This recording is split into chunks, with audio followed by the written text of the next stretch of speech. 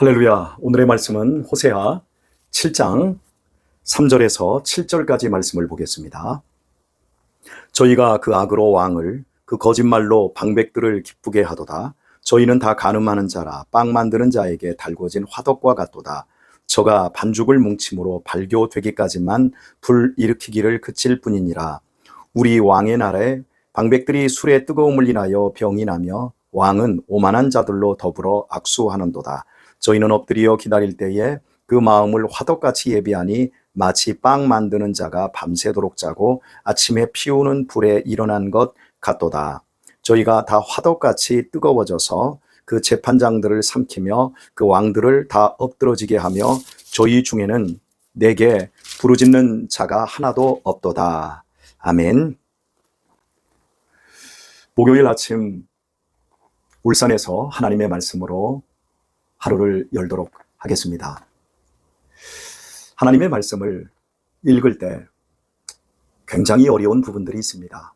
특별히 예언서 그리고 율법서 이런 부분들을 읽으려고 하면 어렵습니다. 예언서는 알지 못하기 때문에 어렵고 율법서는 마치 우리가 법에 관계된 서류를 검토하거나 법전 같은 것들을 읽어야 할 때 그때 정말 힘들거든요. 저 같은 경우에는 세금에 관계된 일들을 거의 하지 않다가 한 5년 전부터 목회자 역시 세금을 내지 않았겠습니까? 이렇게 되면서부터 너무 생소한 겁니다. 전혀 들어보지 않은 용어, 의미, 대충은 알겠는데 그것을 바르게 적용하는 부분들이 어려워서 상당히 고뇌했었습니다. 물론 지금도 마찬가지입니다. 여러분은 시를 읽을 때 어떻습니까? 소설을 읽을 때 어떻습니까? 쉽게 읽어지지요. 그런데 논문을 읽으면 어떻습니까? 상당히 어려울 것입니다. 저 역시도 근자의 제 아내의 논문 아직도 다 못 읽었습니다. 또 주변에서 박사학위, 석사학위 논문을 썼다고 저에게 주신 분들이 계십니다. 죄송하지만 못 읽었습니다. 제목과 앞부분의 프롤로그 그 부분 외에는 거의 못 읽습니다. 전문적인 용어가 나열되어 있기 때문에 그렇습니다. 성경도 마찬가지라는 거죠. 어려운 부분이 분명히 있어요. 하지만 오늘 읽은 호세아서는 특별히 7장은 굉장히 쉽습니다. 왜냐하면 그림 언어로 설명을 하고 있기 때문에 그렇습니다. 우리 어린이들, 부모님들이 그림책 자녀들에게 읽어주는 거 그렇게 어렵지 않죠? 그런 것처럼 오늘 말씀이 다 그림 언어예요. 달궈진 화덕, 그리고 술에 취해 있는 모습, 또한 그 화덕에서 구워내는 빵 이야기, 술에 취한 이야기, 이게 다 그림 언어로 쉽게 이해할 수 있는 겁니다. 하나님께서 이스라엘 백성들을 치료하시기를 원하시는데 이스라엘 백성들이 치료받을 마음이 없어요. 왜냐하면 그 마음에 하나님을 생각하지 않습니다. 하나님을 마음에 둔 사람은 어떤 것이든 모든 것을 다 할 수 있습니다. 그러나 하나님을 마음에 두지 않은 사람은 아무리 좋은 것도 할 수 있음에도 하지 않습니다. 그리고 못할 짓만 하게 되어집니다. 지혜로운 사람과 어리석음에 첨단을 건든 사람의 차이는 하나님의 말씀을 마음에 두었느냐 아니냐에 거기에서 출발을 한다고 할 수 있습니다. 하나님께서는 이스라엘 백성들의 죄가 얼마나 간교한지, 결국 북이스라엘에 마려보러 오게 되면 남유다도 마찬가지고 지도자들, 그 시대의 부유한 사람들의 간교한 죄였습니다. 자기들만 독식하고자 하나님이 분배해 주신 땅을 가난한 사람들을 내어 쫓고 다 빼앗아 버리는 겁니다. 있는 자는 더욱 많이 있고 없는 자는 자손대대로 고통과 절규 속에 있을 수밖에 없습니다. 바로 그런 상황을 그림 언어로 보여주시고 계세요. 지도자들이 다 빼앗고 많은 토지를 가지고 부와 권력을 휘두르는데 바로 그 부분, 그것이 달궈진 화덕과 같고, 이렇게 부를 축적한 사람들이 왕과 지도자들을 기쁘게 하는데 무엇으로 기쁘게 합니까? 악으로 기쁘게 합니다. 거짓말로 기쁘게 합니다. 진실이 없습니다. 선함이 없습니다. 그들은 달궈져 있습니다. 달궈진 화덕. 오늘날에는 불을 사용하는 것이 참 쉽습니다. 인덕션, 전기 버튼만 누르면, 인버터지요, 그것도. 인버튼으로 누르면 금방 불이 달궈집니다. 가스레인지 어떻습니까? 한 20, 30년 전만 해도 연탄, 골로, 그리고 인류가 수십만 년 동안 사용해왔던 나무, 이런 것들을 떼낼 때 불 사용하는 것이 사실은 3, 40년 전까지만 해도 어려웠어요. 그때는 성냥, 라이터 이런 게 있지 않습니까? 하지만 예전에는 그런 게 없었어요. 불과 5, 60년 전만 해도 아궁이에 불씨를 남겨두고 그 밤을 지날 때 다음 날까지 꺼트리지 않는 것. 그래서 지금부터 한 50년, 60년 전에 소설에 보게 되면 불씨를 꺼트린 것 때문에 소박을 맞는 이런 이야기가 김동리의 소설에도 나옵니다. 화덕이 달궈질 수밖에 없는 건 고대 사회는 불씨 관리가 정말 중요했죠. 그래서 늘 일정하게 그 아궁이에 불길을 남겨두기 때문에 화덕, 우리나라 표현으로는 아궁이가 항상 뜨뜻했습니다. 바로 이 표현을 가지고 하나님께서 그들은 다 간음하는 자라. 간음은 배우자에게 신실하지 않은 겁니다. 다른 표현을 쓰겠습니다. 충성되지 않은 겁니다. 남편은 아내에게 충성을 다해야 됩니다. 아내는 남편에게 충성을 다해야 됩니다. 그게 아름다운 것이고, 그게 행복이고, 그게 진리입니다. 하지만 죄를 짓는 것 때문에 사람들이 다 간음합니다. 언제든지 간음할 수 있도록 마음의 상태가 준비되어 있는 것, 그것이 달궈진 화덕과 같도다. 빵 만드는 자에게 달궈진 화덕과 같도다. 어떤 빵을 만듭니까? 지도자들끼리 짜고, 이건 내 땅이야, 돌려주지 않습니다. 서로 거짓 증언합니다. 악으로, 거짓으로. 오늘은 누가 나에게 증언을 요구할 사람 없나? 한번 증언하면 집 한 채가 생길 텐데. 이렇게 죄로 인해서 마음이 달궈져 있습니다. 결국 하나님의 말씀에 충성하고 신실해야 될 이스라엘 백성들이 간음한 상태. 어떻습니까? 하나님이 그림 언어로 우리에게 쉽게 말씀하고 있지 않습니까? 저가 반죽을 뭉침으로 발교되기까지만 불 일으키기를 그칠 뿐이니라. 화덕에 빵을 잘 발교된 이 밀가루를 붙여야 되지요.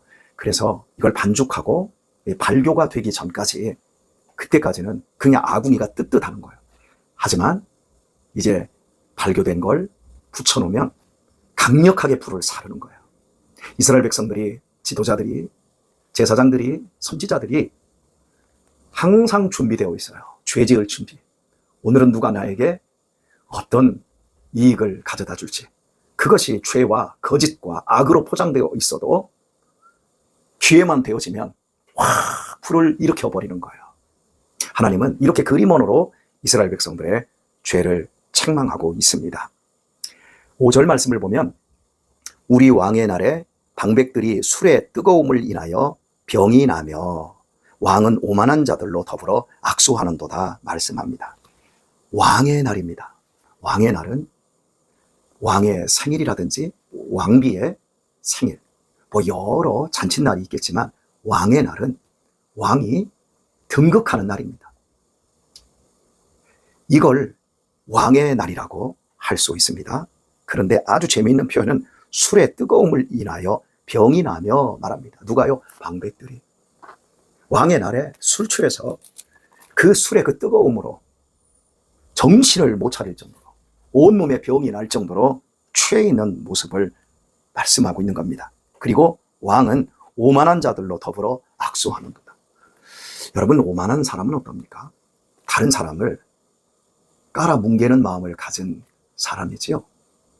다른 사람을 무시하는 마음을 가진 걸 오만이라고 할 수 있습니다. 하나님은 오만한 자의 자리에 앉지 말라 말씀합니다. 하나님도 없어. 내 위에 아무도 없어. 내가 제일 높아. 그런데 여러분, 이상하지 않습니까? 왕이 어떻게 오만한 자들과 악수를 합니까? 왕이 제일 높은데 그 악수하는 사람들은 신하들입니다. 바로 술에 달궈진 채 병이 날 정도로 술에 취한 그 지도자들, 방백들을 의미합니다. 왕이 등극하는 날 함께 찾아와서 악수를 청하며 축하를 해주는 그의 신하들이 오만으로 가득하다는 거예요. 왕을 무시하는 마음으로 가득하다는 거예요. 그들이 3절에서는 왕을 악으로, 거짓말로 기쁘게 했다 그렇지 않습니까? 이 내용이 그림 언어인데, 이 그림이 뜻하고 있는 것은 이스라엘 말기의 정치 상황을 의미하고 있는 겁니다. 남쪽 유다는 다윗 왕 이후 솔로몬, 그리고 르호보암, 계속해서 마지막 시드기야 왕까지 다윗의 후손들이 계속해서 왕을 했습니다. 그것은 하나님께서 이미 다윗에게 약속하셔서 너의 왕위를 네 후손에게 영원토록 주겠다. 그래서 예수님까지 다윗의 후손에서 그 왕위가 이어지는 이 약속이 성취되는 겁니다. 그런데 북이스라엘은 300년 가까운 시간 동안 왕들이 계속해서 죽고 또 죽이는 반란이 일어납니다. 그럼 누가 죽이지요? 신하들이 죽입니다. 무려 8번의 반란이 일어나고요. 그 반란을 통해서 앞선 왕들이 신하의 손에 죽임을 당합니다. 그리고 오늘 이 호세아 선지자의 말씀이 선포될 때 여로보암 2세거든요. 여로보암 2세가 죽고 나서 스가랴에게 왕위를 양보하지만 이 스가랴가 샬롬이라고 하는 신하에게 죽임을 당합니다. 그리고 베가, 호세아, 무나헴 한 사람만 살아남고 계속 죽습니다.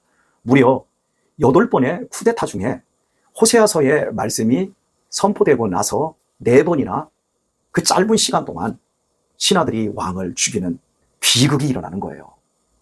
바로 지금 그 얘기를 하고 있는 거예요. 왕에게 와서 당신이 등극했는데 축하합니다. 거나하게 술에 취해 있는데 그들의 내면이 다 썩어 있어요. 어떻게 썩어 있습니까? 오만함. 나 저놈 죽이고 니까지게 왕이라고? 내가 너 죽여버리겠어. 그리고 내가 너 그 자리 차지할 거야. 그리고 실제로 죽이는 거예요. 왕들 가운데 1개월밖에 그 자리에 있지 못한 왕도 있었습니다. 이렇게 비극인 거예요. 정의가 세워지지 않는 나라, 하나님의 공의가 바르게 시행되지 않는 나라는 이렇게 서로를 믿지 못하고 비극을 연출하는 거예요. 겉으로는 악수하면서 훌륭하십니다, 멋있습니다, 축하드립니다, 경아드립니다. 그런데 속으로는 저놈이 언제 나를 죽이고 왕위를 찬탈할지 모른다. 속으로는 두려워하고 미워하고 겉으로 축하합니다, 경아드립니다. 하지만 속으로는 니까지 것 내가 언젠가 반드시 죽이고 내가 왕이 될 거야. 그리고 내가 갖고 네 처자식들, 네 자식들 내가 다 한꺼번에 죽여버릴 거야. 이런 피해 역사가 오늘 본문에서 이제 그림 언어로 말씀을 하고 있는 겁니다. 사랑하는 교우 여러분, 이 그림 언어의 이 진실은 이 성경 속에만 있는 것이 아닙니다. 하나님을 떠나면 거짓에 우리의 인생을 올려놓게 되어지고 우리의 삶은 악으로 둘러싸이게 되어집니다. 언제든 죽임과 속임과 고통의 처연함 속에 처박힐 수 있습니다. 예수 그리스도의 반석 위에 우리의 삶을 올려놓아야 합니다. 우리의 인생이 얼마나 허약한지, 우리가 얼마나 부족한 자인지를 깨달으며 우리의 호흡 하나 하나님이 붙잡아 주시지 않으면 우리의 숨 쉬는 것도 할 수 없고 우리의 심장 하나 우리가 제대로 뛰게 할 수 없다는 사실을 깨달으며 겸손해야 합니다. 오늘의 말씀을 맺도록 하겠습니다. 우리 내면 지금 무엇으로 채워가고 있습니까? 나는 지금